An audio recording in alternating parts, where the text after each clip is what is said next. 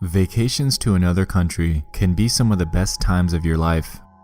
Getting away, experiencing a culture nothing like your own, and traversing through some of the most memorable places on earth are truly something to hold with you for a lifetime. Oftentimes on said trips, warnings are made to stay within the boundaries of where you're supposed to be, whether it be a hotel, a host family's house, or even a resort. It's generally pretty strongly urged to, without a guide, stay on the path set forth in front of you. Unfortunately, many of us have that growing instinct of curiosity. What if we ventured out on our own, ignored the warnings, and truly explored where we were? How badass would that be? Nothing that bad could ever happen to us, right? Except, it can. And when it comes to the tragic case surrounding two girls from the Netherlands on their trip to Panama, it did. Today, we're going to explore the evidence and story surrounding the harrowing disappearance of Kris Kremers Lisanne Froon. Kris Kremers Lisanne Froon are two girls from the Netherlands who made their way to Panama to celebrate Kris graduating from school. They arrived to the country on March 15, 2014, and explored around for 2 weeks before reaching their destination, the city of Phuket, on March 29th. The girls allegedly had plans to volunteer to work with the local school and to improve upon their own Spanish. Kris carried around a diary, and allegedly she noted that the aforementioned school let them know that they arrived an entire week early and were pretty rude about it. Anyway, on April 1st, 2014, at around 10 a.m., the girls embarked with the host family's dog on a hike up the La Pianista Trail near the Continental Divide. Everything seemed to go pretty well, and the host family had believed everything was fine, up until a few hours later when the family's dog returned home without the girls. The host family was immediately worried and called the police. Unfortunately, the National System of Civil Protection, or CINAPROC as they call it in the region, took the case very lightly and didn't take action for 4 whole days. During this time span, local residents and tour guides were assisting the family in searching for the missing girls themselves, since police lacked any sort of desire for immediate action. Once the search finally did start, officials were met with a huge roadblock. The girls didn't exactly tell anybody where they were going when they left, so search teams had little to go off of. The search then commenced, to no avail. Hours turned into days, days turned into weeks, and weeks turned into months, until June 9th of that same year when a Nagobi woman found a backpack and turned it into police. She had claimed that she found it on the riverbank of the Serpent River. Strangely, it was dry and packed well. Inside were 2 bras, 2 pairs of sunglasses, a small water bottle, Lisanne's camera, 2 smartphones, a passport, and $83. The police decided to investigate the call records and photos that were on the phones and camera, and what they found allowed them to start piecing together the puzzle. Allegedly, the girls had taken over 100 pictures on their venture. The strange part is, only about 10 of them were taken during the daytime. The remaining 90 plus were all at the late hours between 1 to 4 in the morning, and 87 of those remaining 90 show nothing but blackness. A lot of mystery surrounds the final image that the girls took, which was purportedly taken 8 days after the start of the hike. It shows some sort of rock formation or a trail. However, the orientation of the camera is debatable. Some people claim that it's a shot looking forward, down a trail, while others have stated that it could be pointing up a cliff. One huge mystery that I can't quite wrap my head around surrounds the timing of this photo. Let's think about it. The girls started their journey at around 10 a.m. on April 1st. This photo was taken on April 8th. Presumably by this point in time, the girls, to our knowledge, had minimal amounts of water on them due to the contents that were found in the backpack. How would either of them be alive at this point to take this photo? The human body can go anywhere from 7 to 10 days without water, with 10 days being on the less common end of the spectrum. These girls have been out in the jungle all of this time, presumably exhausting themselves while trying to find their way back home. How did they make it this long? It's just a question that hasn't ever escaped my mind since the first time I took a look at this photo and learned of the timestamp. Anyway, I digress. The reason for the photo is largely unknown, but say one of the girls did take it, along with all 87 of the other pitch black photos. A theory is that they could have been lighting up the path in front of them in order to save their phone batteries so they could use that to check for a signal. That actually ties into my next segment of the story. The phones. Police were able to extract the call records from their devices, and they found that the girls made their initial attempt to call 112, the Dutch emergency line, and 911, the Panamanian emergency line, just hours after starting their hike. This tells us that on day one, something went wrong here.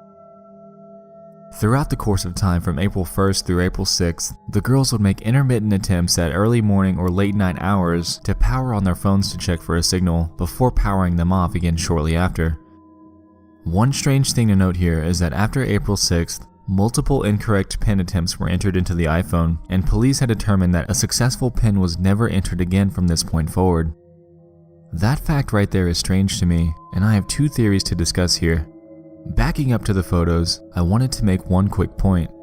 Police had found that the file names of the images were numbered starting at 499. For instance, their first image was 499, their second image was 500, so on and so forth. One strange part about this is that they could never find image 509. We have over 100 images that were left on the camera, and the only image that is missing is conveniently the one between the final daytime image and the first nighttime image. Why, through all of this, would the girls be concerned with deleting any image from their phone, especially while in a situation like this? That would be the absolute last thing I'd ever be thinking of doing. Investigators were never able to recover the photo, and they had determined that it wasn't deleted through the camera itself. Jumping back to the PIN numbers again, what if there was a third party involved? There very well could have been someone else in these woods, following the girls and trying to potentially murder them.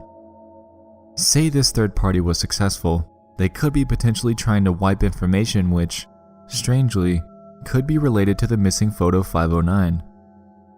Now, before you grill me on this theory, hang tight because I have something to back this up shortly. Anyway, the other theory that I have surrounding this is the idea that Kris was either unconscious or dead due to injury or other natural causes and left her iPhone with Lisanne.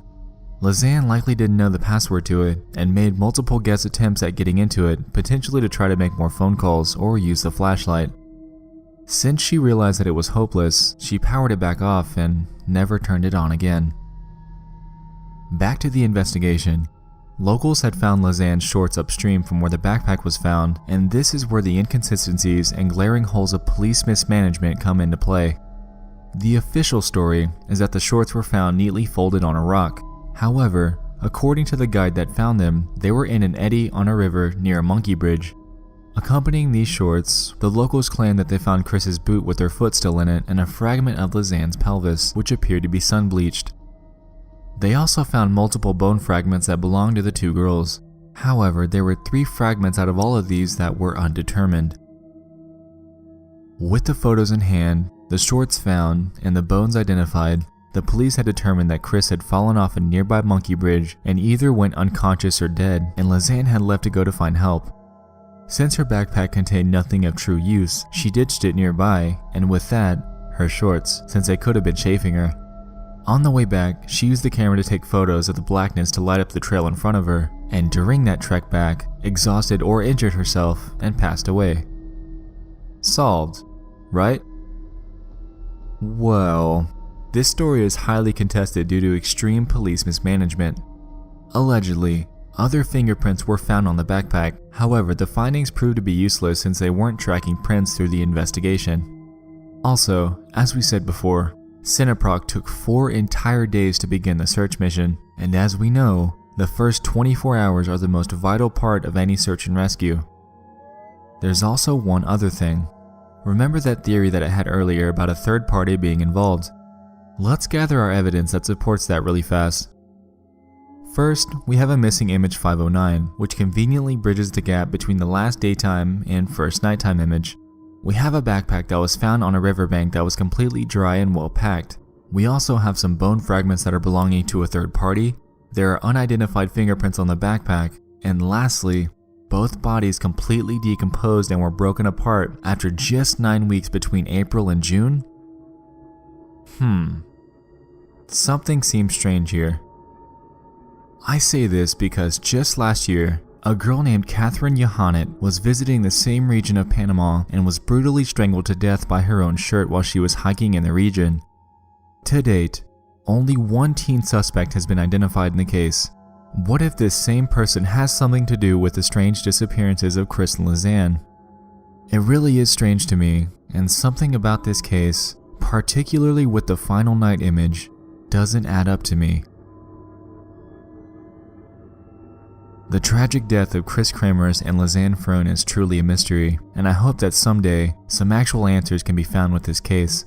While there's much speculation surrounding the possibility of a third party being involved, this very well could be a simple case of going hiking unprepared, getting lost, and dying due to lack of food or water combined with the possible injury.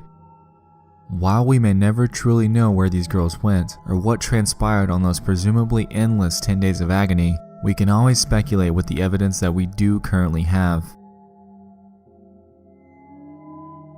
We just explored the harrowing mystery surrounding the disappearance of Kris Kremers and Lisanne Froon. This is a case that's baffled me for quite some time, and I hope this interested you as much as it did me. If you have any theories or any evidence that I may have missed, feel free to send them my way. I'd love to check it out. Lastly, thanks so much for watching. I love you all, and good night.